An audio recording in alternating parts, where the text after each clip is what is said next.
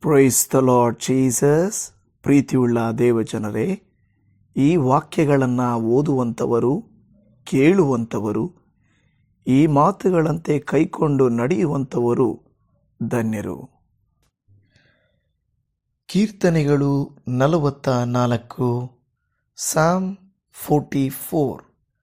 ಮುಂಚಿನಂತೆ ಈಗಲೂ ರಕ್ಷಿಸಬೇಕೆಂದು ದೇವರನ್ನು ಪ್ರಾರ್ಥಿಸುವುದು.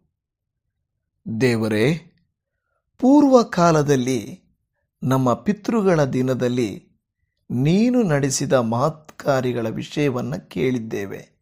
ಅವರೇ ನಮಗೆ ತಿಳಿಸಿದರು. ನಿನ್ನ ಹಸ್ತವೇ ಈ ದೇಶದಲ್ಲಿದ್ದ ಜನಾಂಗಗಳನ್ನು ಹೊರಡಿಸಿ ನಮ್ಮ ಪಿತೃಗಳನ್ನೇ ನೆಲೆಗೊಳಿಸಿದೆ. ನೀನು ಆ ಅನ್ಯ ಜನಗಳನ್ನು ತೆಗೆದುಬಿಟ್ಟು ನಮ್ಮವರನ್ನು ಹಬ್ಬಿಸಿದಿ. ನಮ್ಮ ಪಿತೃಗಳಿಗೆ ಕತ್ತಿಯೇ ಈ ದೇಶವನ್ನು ಸ್ವಾಧೀನ ಮಾಡಿಕೊಡಲಿಲ್ಲ. ಅವರ ಭುಜಬಲವೇ ಅವರಿಗೆ ಜಯ ಕೊಡಲಿಲ್ಲ.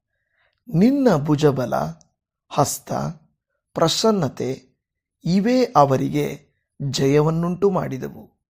ನಿನ್ನ ಒಲುಮೆ ಅವರಿಗಿತ್ತಲ್ಲ. ದೇವರೇ, ನೀನೇ ನನ್ನ ಅರಸನು. ಯಾಕೋಬ ವಂಶಕ್ಕೆ ಜಯಪ್ರದನಾಗು. ನಿನ್ನ ಸಹಾಯದಿಂದಲೇ ವೈರಿಗಳನ್ನು ಕೆಡವಿ ಬಿಡುವೆವು. ನಿನ್ನ ನಾಮಧೇಯದ ಬಲದಿಂದ ಎದುರಾಳಿಗಳನ್ನು ತುಳಿದು ಬಿಡುವೆವು. ನಾನು ಬಿಲ್ಲಿನಲ್ಲಿ ಭರವಸವಿಡುವುದಿಲ್ಲ. ಕತ್ತಿಯು ನನ್ನನ್ನು ರಕ್ಷಿಸಲಾರದು. ಹಿಂಸಕರಿಂದ ಬಿಡಿಸಿದವನು ನೀನೇ. ನೀನೇ ಹಗೆಗಳಿಗೆ ಆಶಾಭಂಗಪಡಿಸಿದವನು. ದೇವರೇ, ನಿನ್ನಲ್ಲಿಯೇ ಯಾವಾಗಲೂ ಹಿಗ್ಗುತ್ತಿದ್ದೇವೆ. ನಿನ್ನ ನಾಮವನ್ನೇ ಸದಾಕಾಲವು ಕೀರ್ತಿಸುವೆವು. ಆದರೆ ಈಗ ನೀನು ಕೈಬಿಟ್ಟಿದ್ದರಿಂದ ಅವಮಾನಕ್ಕೆ ಒಳಗಾದೆವಲ್ಲ. ನಮ್ಮ ಸೈನ್ಯಗಳ ಸಂಗಡ ನೀನು ಹೊರಡಲಿಲ್ಲ. ನಾವು ಹಗೆಗಳಿಗೆ ಬೆನ್ನು ಕೊಟ್ಟು ಓಡಿ ಹೋಗುವಂತೆ ಮಾಡಿದ್ದಿ. ವೈರಿಗಳು ನಮ್ಮ ಸ್ವತ್ತನ್ನು ಬೇಕಾದ ಹಾಗೆ ಸೂರೆ ಮಾಡುತ್ತಾರೆ. ಕುರಿಗಳನ್ನೋ ಎಂಬಂತೆ ನಮ್ಮನ್ನು ಘಾತುಕರಿಗೆ ಒಪ್ಪಿಸಿದ್ದಿ. ಜನಾಂಗಗಳಲ್ಲಿ ನಮ್ಮನ್ನು ಚದುರಿಸಿಬಿಟ್ಟಿದ್ದಿ.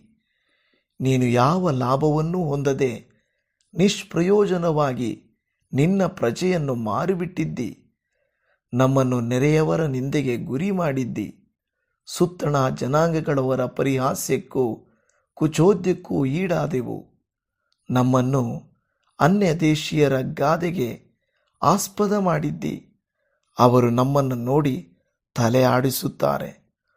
ದೂಷಕರ ನಿಂದಾವಚನಗಳಿಂದಲೂ ಮುಯ್ಯಿ ತೀರಿಸುವ ವೈರಿಗಳ ದೃಷ್ಟಿಯಿಂದಲೂ ನನಗುಂಟಾಗಿರುವ ಅವಮಾನವು ಯಾವಾಗಲೂ ನನ್ನ ಮುಂದೆ ಇದೆ. ನಾಚಿಕೆಯು ನನ್ನ ಮುಖವನ್ನು ಕವಿದಿದೆ.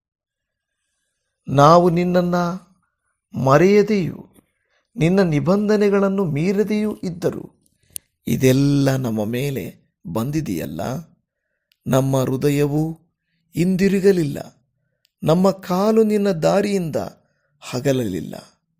ನೀನು ನಮ್ಮನ್ನು ಪರಾಜಯಪಡಿಸಿ ನಮ್ಮ ದೇಶವನ್ನು ನರಿಗಳಿರುವ ಕಾಡನ್ನಾಗಿ ಮಾಡಿದ್ದೇಕೆ?